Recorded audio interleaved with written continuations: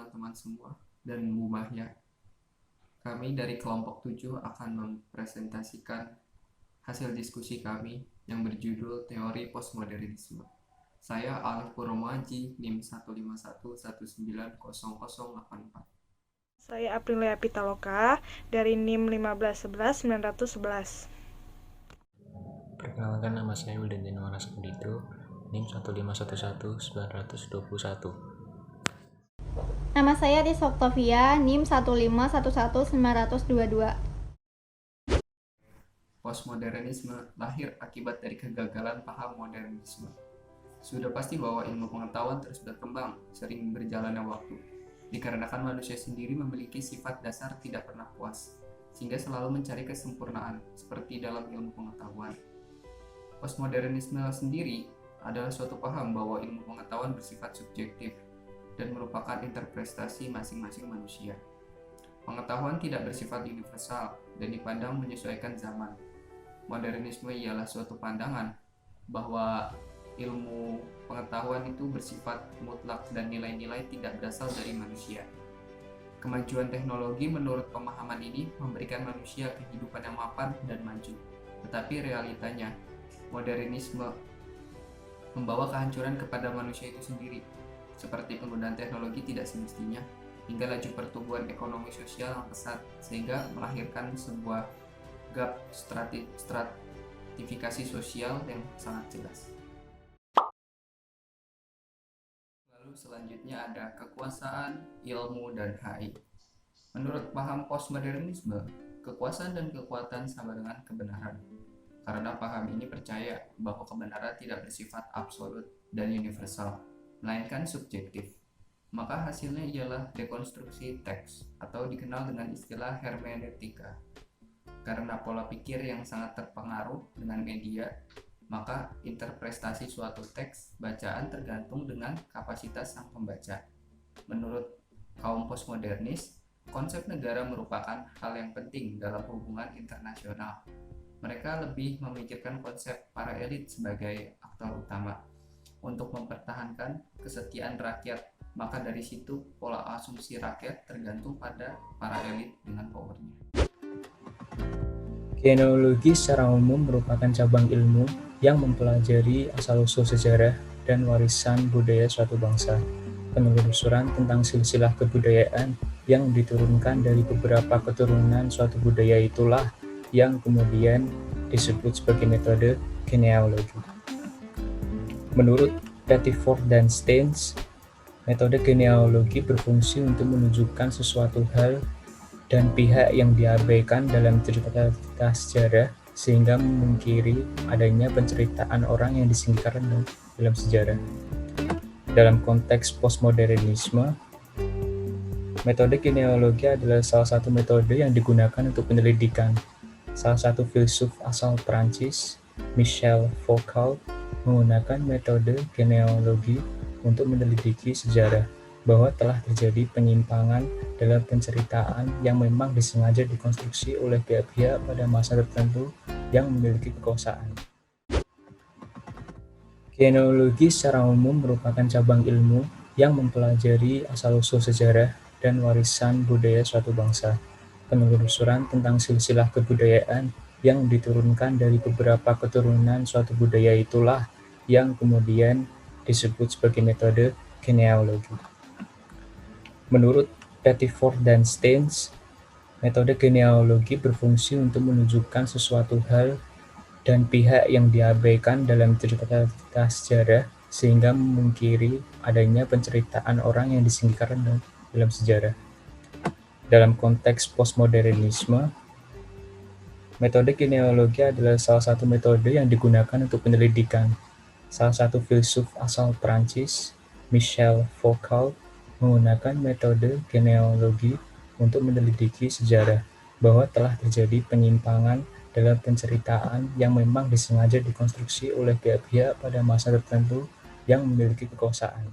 Strategi struktural atau yang sering disebut dengan hermeneutika merupakan studi penafsiran teks yang mula-mula merujuk pada kitab suci maupun naskah-naskah kuno, dan berkembang pada studi penafsiran modern dengan cakupan yang lebih luas menyangkut unsur realitas yang mengandung makna. Hermeneutika memainkan peranan fundamental dalam seluruh aspek kehidupan manusia.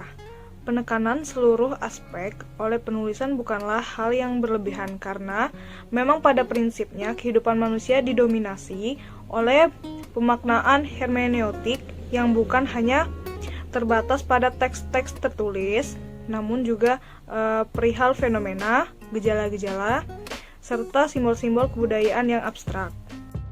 Dengan metode dekonstruksinya atau hermeneutika radikal, Derrida berusaha untuk melepaskan prinsip dasar hermeneutika tradisional, yang mana sudah menjadi standar acuan baku bagi kajian literatur atau sastra kuno, atau juga kitab suci, sekaligus sebagai metodologi baku yang membangun wawasan dunia dan konsep berpikir manusia postmodern secara meluas. Dalam kajian konseptual dekonstruksi Derrida tersebut, hermeneutika hanya menghasilkan deskripsi, dialog, percakapan, atau wacana sebagai pemahaman atau interpretasi subjektif semata.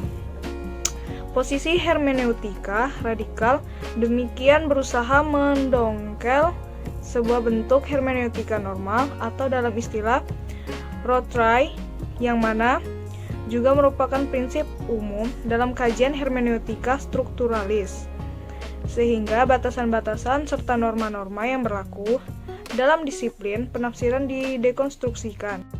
Sistem-sistem serta norma-norma yang menjadi rambu dalam disiplin penafsiran ditiadakan dalam dekonstruksinya. Selanjutnya, dekonstruksi. Dekonstruksi memiliki beberapa macam definisi tentang dekonstruksi tersebut. Yang pertama, ada dekonstruksi berarti sebuah peristiwa, di mana peristiwa pembacaan. Kalau kita memahami dekonstruksi sebagai sebuah metode, berarti kita akan mengulangi cara yang sama. Tetapi itulah yang tidak ingin dilakukan oleh seorang dekonstruksianis seperti Derrida. Yang kedua, ada dekonstruksi adalah kontaminasi oposisi-oposisi biner. Misalnya, oposisi biner itu seperti badan dan jiwa, maskulin dan feminim, dan laki-laki dan perempuan, serta siang dan malam, timur, barat, dan seterusnya. Yang ketiga, dekonstruksi juga bisa dijelaskan sebagai suatu proses pembacaan yang meminati yang terpinggirkan, seperti coretan di dinding. Kalau dalam konteks oposisi biner, maka semua yang dimarginalisasikan dalam oposisi biner itu yang diminati. Kalau dalam riset, maka hal-hal yang selama ini diam, bungkam, maka itu dibiarkan bersuara atau berbicara. Yang keempat, ada dekonstruksi adalah sejarah.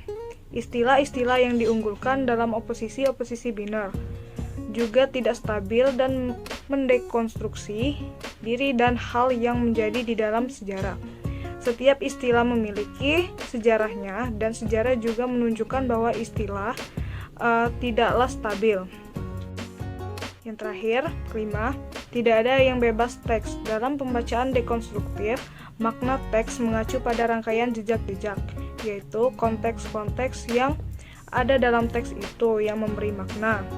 Dekonstruksi menghentikan upaya rehabilitasi ataupun konstruksi seperti dalam kasus Schleiermacher dan Giltey, dan dalam kasus Gadamer.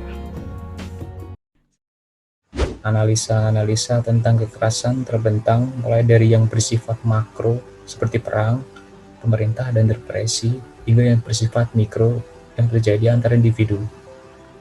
Upaya mendefinisikan kekerasan juga dilakukan berdasarkan relasi-relasi antar individu yang kompleks seperti gender dan seksualitas. Sana Lowe menjelaskan beberapa teori yang didasarkan dalam konteks ini, yaitu 1.